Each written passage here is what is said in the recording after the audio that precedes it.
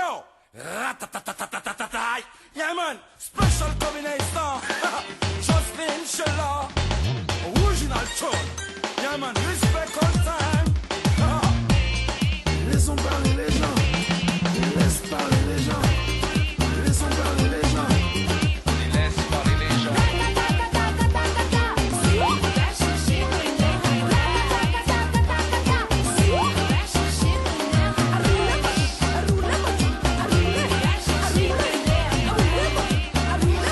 Bonjour, bienvenue sur Radio Mboté, la voix de la diaspora africaine. C'est depuis Bruxelles que nous vous accueillons sur le plateau de Laisser parler les gens. Pour cette première émission, nous avons le grand privilège d'être reçus dans ce magnifique cadre du restaurant India. Monique Faudry, notre hôte du jour, nous fait l'honneur d'être autour de cette table et nous allons ensemble évoquer la gastronomie africaine. Et pour ce faire, j'ai le privilège d'accueillir 3 des 4 éminentes personnalités africaines de la gastronomie africaine avec qui nous allons échanger au fond sur l'évolution de cette gastronomie, les nouvelles tendances et puis surtout le regard qu'ils portent sur la gastronomie. Monique Faudry, bonjour.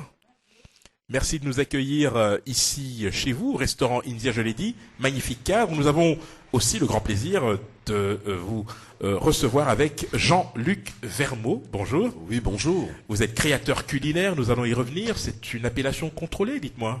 Créateur culinaire, mais je pense qu'on est tous quelque part un peu créateurs. Dès qu'on touche à la cuisine, c'est un monde tellement vaste, tellement extraordinaire.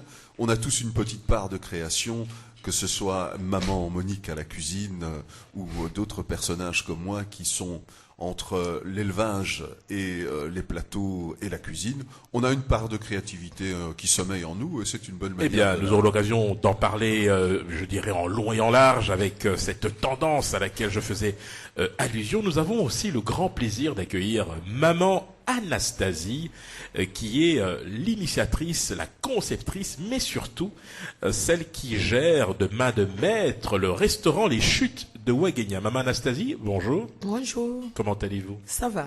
Très bien. Très bien. Vous savez que j'ai faim, hein, j'ai très faim. On aura l'occasion d'y revenir.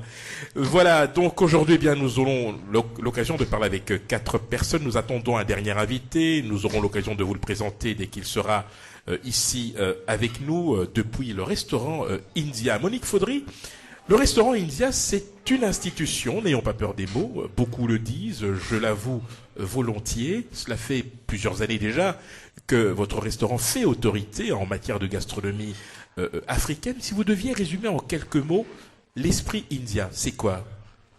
Alors l'esprit India, c'est la constance, c'est la fidélisation des clients, c'est aussi un esprit très ouvert, une ambiance familiale. Alors autour de ça, il y a un cadre, on fait des expositions, on fait des animations culturelles.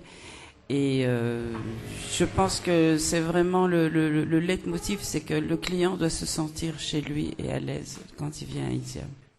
Alors, bien évidemment, nous aurons à cœur de nous intéresser à cette évolution notable que l'on a observée dans votre restaurant, avec notamment les expositions, les différents événements que vous organisez. Ce sont parfois des cafés littéraires, des séances de dédicaces. Cela concourt évidemment à rendre l'accueil davantage chaleureux ici. Je l'ai dit tout à l'heure, nous allons parler gastronomie et comme vous nous accueillez aujourd'hui, nous allons ensemble échanger avec Jean-Luc Vermeau et maman Anastasie. Quelles sont aujourd'hui les nouvelles tendances? Je me tourne vers vous, Jean-Luc Vermeau, créateur culinaire. Vous avez eu l'occasion de nous donner un aperçu de ce que vous faites, mais surtout aujourd'hui, ce que l'on observe, c'est la montée en puissance de nouvelles tendances, notamment l'arrivée des insectes. Alors, je ne vais pas être piqué aujourd'hui, ce n'est pas le but, mais il se trouve que vous avez, en tout cas, à cœur de nous expliquer pourquoi c'est bon pour nous. Dites-nous pourquoi c'est bon pour nous. Oui, ces dernières années, on voit évidemment l'alimentation être créateur d'énormément de tendances. On parle de l'insecte, mais on parle également des algues donc comestibles. On parle également dans le fooding de ceux qui rejettent complètement notre modèle d'alimentation, qui vont se diriger vers le paléo. On retourne à l'âge de nos ancêtres et on mange comme nos ancêtres. Alors ici, pourquoi on parle beaucoup de l'insecte? Parce qu'on s'est rendu compte que notre modèle, notre fonctionnement en termes d'élevage et d'agriculture arrive face à un mur. Il va falloir très sérieusement réagir et réfléchir dans les années à venir, à adapter une structure, à adapter des fonctionnements plus logiques en rapport avec notre mère nature. Alors, évidemment, on revient un peu vers l'histoire de la cigale et la fourmi, hein, donc cette cigale qui a dépensé toute son énergie et tout son potentiel durant toutes ces années, et pourtant l'être humain n'est pas sur cette planète depuis très longtemps, mais l'insecte, lui, par contre, y est déjà depuis des milliards d'années, et a su s'adapter, et a su vraiment être en accord parfait avec cette planète. N'y aurait-il pas chez l'insecte quelque part quelques notions de savoir, de respect de l'humanité à puiser? Eh bien si, elle revient dans nos assiettes aujourd'hui pour nous expliquer que bon voilà, je suis également une base, une ressource première qui va vous permettre de pouvoir réguler votre alimentation. Mais qui est à l'origine de cette tendance, ce mouvement? Parce qu'on peut se poser la question, pourquoi maintenant, alors que ces insectes ont toujours existé? Est-ce qu'il y a au départ des gens qui se sont dit, bah, pourquoi pas, tout simplement? Oui, absolument. Mais disons que la base même, en termes de consommation d'insectes aujourd'hui sur la planète, est principalement, on les retrouve en tant que grands consommateurs d'insectes en l'Amérique latine, hein, le Mexique. On retrouve évidemment l'Afrique, on retrouve également un tout petit peu l'Australie, avec donc toutes ces bases culturelles liées aux aborigènes, liées à l'ancestral chez nous, puisque que ce soit les Pygmées ou d'autres tribus, consomment des insectes depuis tout le temps. Alors, pourquoi l'insecte est arrivé en Europe?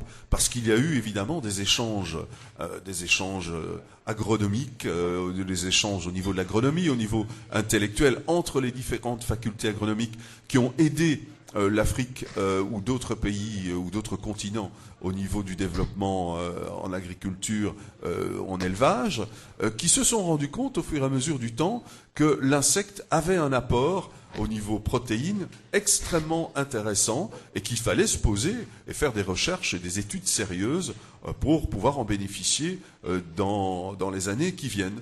La faculté agronomique de Jean Blou tient quelque part un peu le flambeau, puisqu'il y a 4 générations d'entomologistes à Jean Blou. Alors ces entomologistes sont légion. On a notamment Éric Aubruge, qui est le plus connu d'entre eux, qui défend depuis déjà pratiquement 40 ans le fait que l'insecte va devenir une ressource alimentaire essentielle. Alors on va y revenir évidemment tout au long de ce débat très passionnant. On va essayer d'entrer dans le détail, parce que je rappelle quand même que vous avez séjourné en Catalogne, hein, il y a de cela quelques années, dans l'antre de la cuisine moléculaire. Hein, on essaiera de voir si des passerelles sont envisageables avec la montée en puissance des insectes. Maman Anastasie, comment allez-vous? Ça va. Ça va? Oui, oui.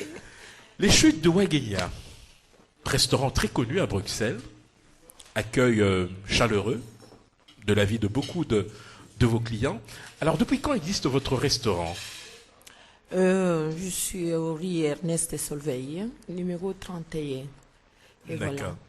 Alors, lorsque vous avez décidé de vous lancer dans cette aventure, si on peut l'appeler ainsi, quelle était votre motivation? À quoi vous pensiez quand vous avez décidé d'ouvrir ce restaurant? Voilà. Je n'ai pas resté beaucoup du temps, des années ici à Bruxelles. Je viens de Grèce. J'habitais là-bas et puis à un moment, j'ai pris une décision que je quitte Grèce, je viens à Bruxelles.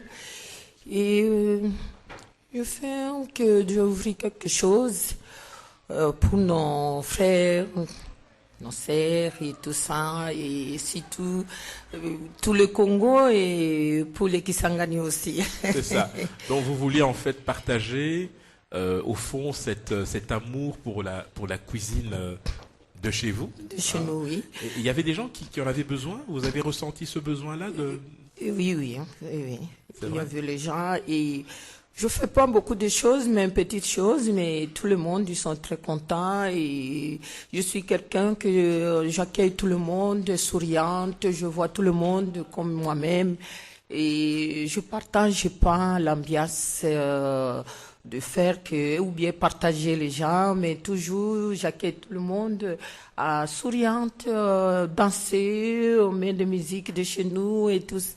À manger aussi, on fait petites choses. Quelle est votre spécialité?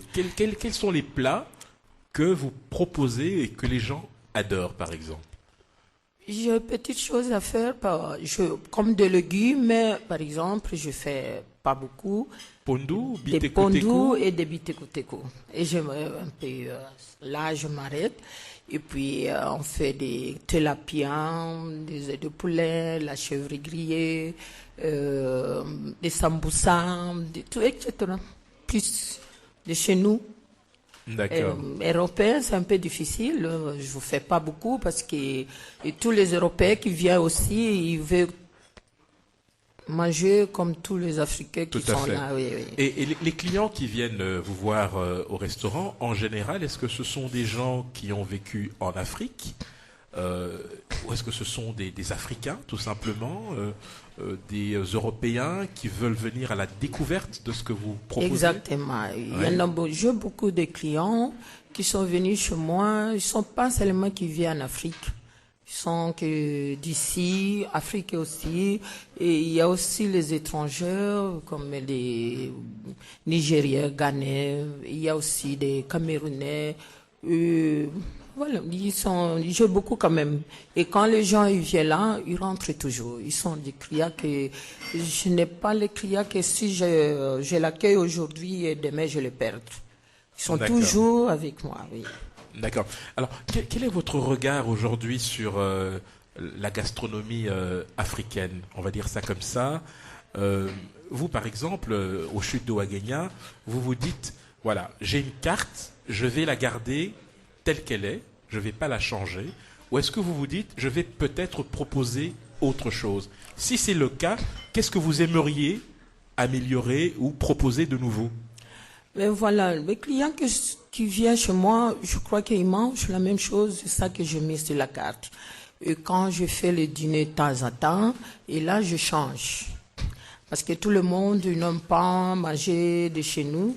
Il y a tout le temps, je n'ai pas encore, parce que quand il y a les autres qui connaissaient notre carte, et ils mangent tout ça qui sont là. Mais après, s'il y a les autres, les amis et tout ça, alors s'ils se demandent là, je fais une autre. Comme quand je fais le dîner, je fais seulement des plats différents.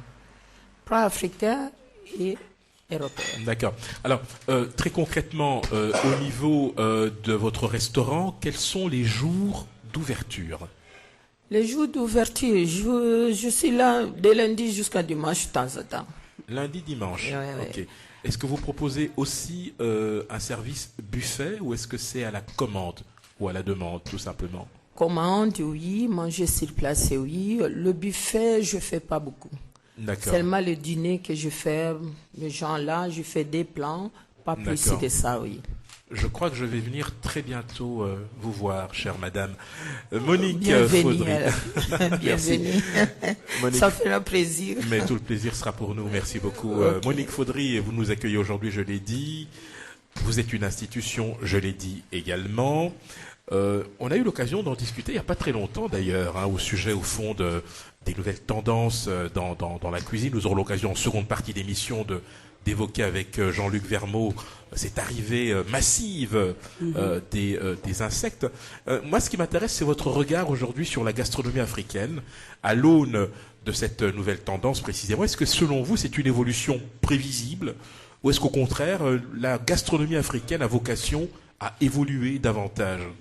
Mais j'espère et je crois que de toute façon elle va évoluer dans la mesure où, comme Jean-Luc l'a dit, les problèmes d'élevage posent beaucoup de problèmes à la planète, genre pollution, etc.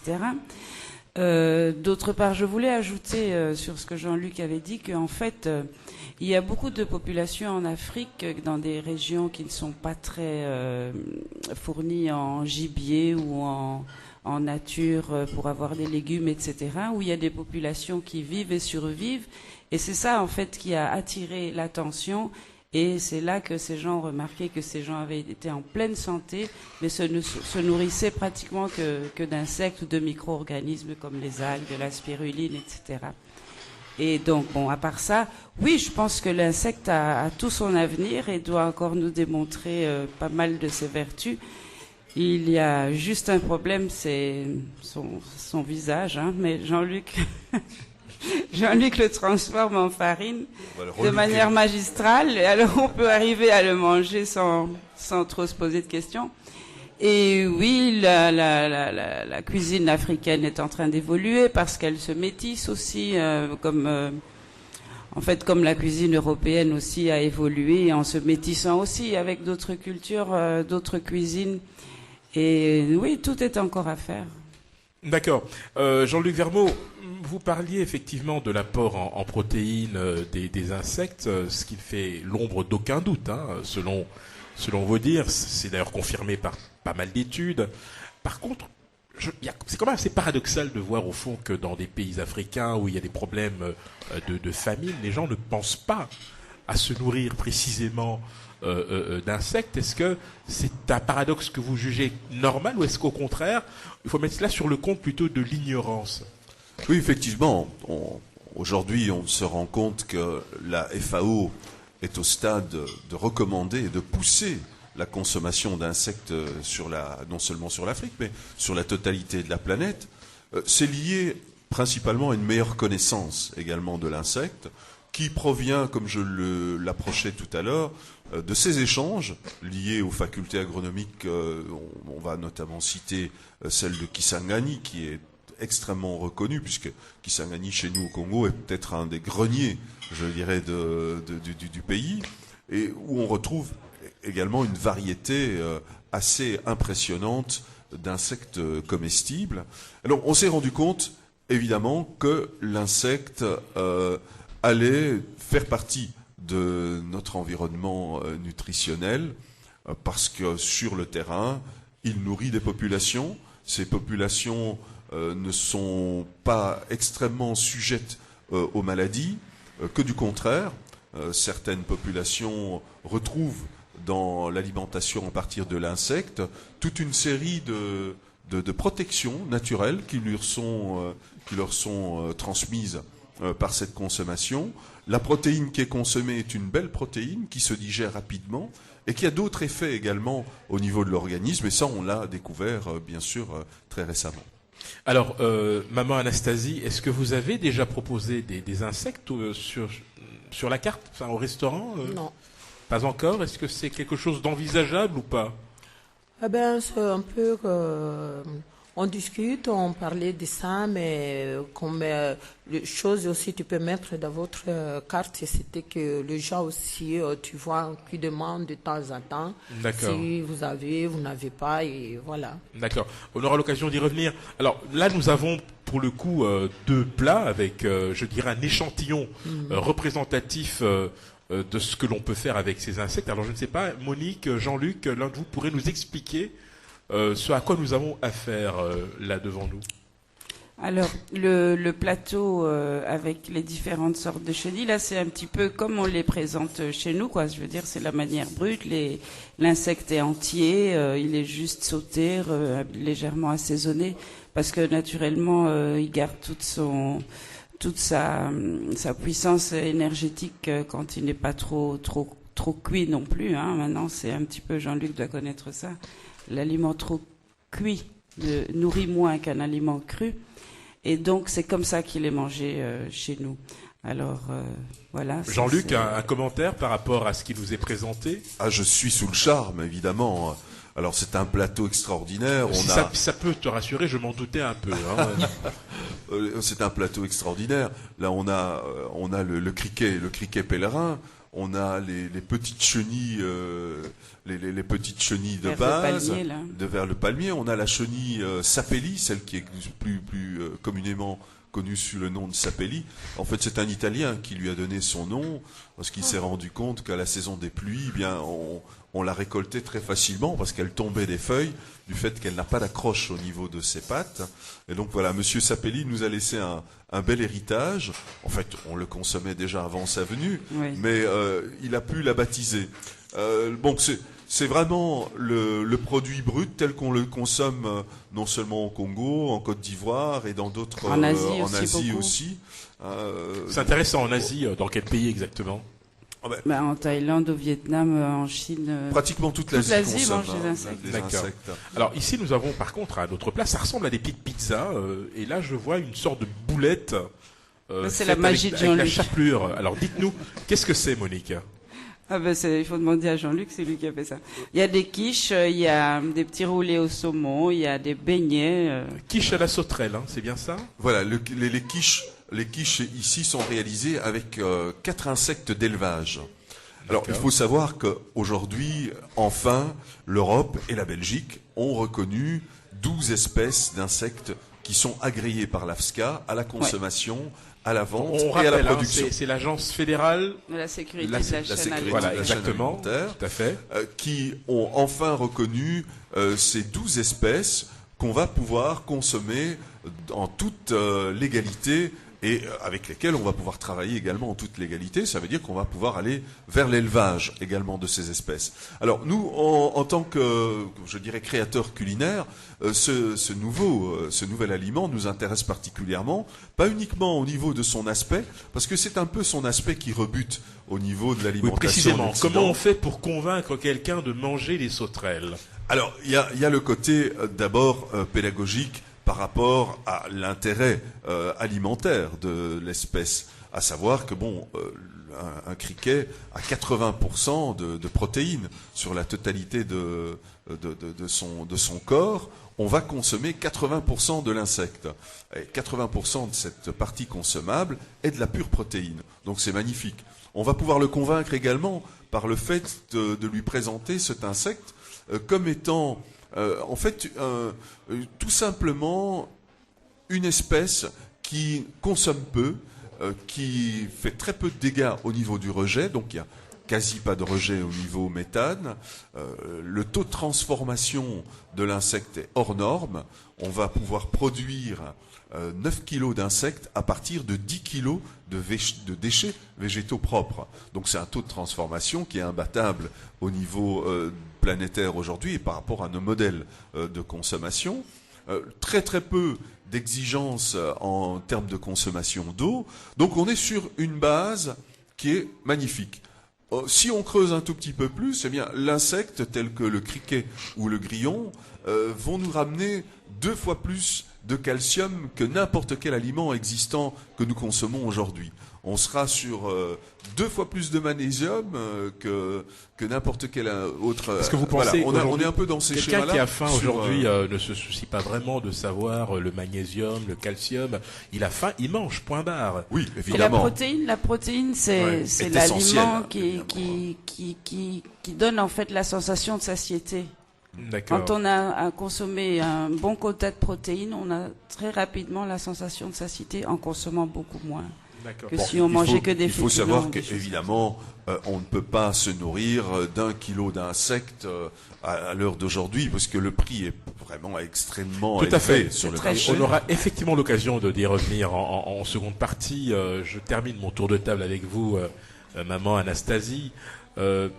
Ce n'est pas nouveau. Quand je dis nouveau, c'est-à-dire qu'il y avait déjà au niveau de la cuisine africaine, en tout cas en RDC notamment, congolaise, des insectes qui étaient mangés en fait, Oui. qui étaient appréciés d'ailleurs, il faut bien le dire.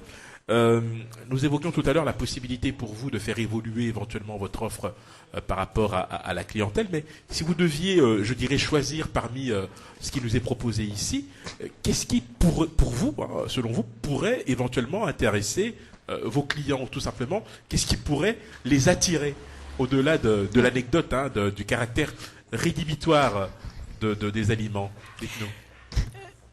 Mais pour répondre à ces questions, c'est un peu difficile parce que je n'ai pas encore présenté. Mais vous en mangez, vous en mangez. Oui, oui. Personnellement, vous en mangez. Oui, oui, mais il faut présenter, de montrer s'ils sont quand même, oui, bien non. Alors, je ne peux pas dire ça. Moi-même, je sais. Comme par exemple, ça c'est... Des makelele, je n'ai pas encore mangé. Makelele, c'est quoi? C'est sauterelle, hein, c'est ça? Criquet. Criquet. Oui. Parce que c'est intéressant au fond, on aura l'occasion de le dire, mais on va transposer au fond en français certains alliés. Voilà. Makelele, c'est criquet, hein, c'est ça? C'est le criquet, Ok. pèlerin. Et la sauterelle, on l'appelle comment en lingala? La sauterelle porte un nom en Il y en a particulier? plusieurs. Hein. Il y a les toutes petites, la lendongue. Oui. Hein, Ok, il y a- d'accord. Et en fonction des régions, sauterelles évidemment. vertes, là, je sais pas si c'est pas les bandes religieuses. D'accord. Je sais pas ce que c'est. Ok, eh ben, on aura l'occasion de poursuivre en seconde partie. La régie me fait signe que nous devons faire une petite pause. À tout de suite.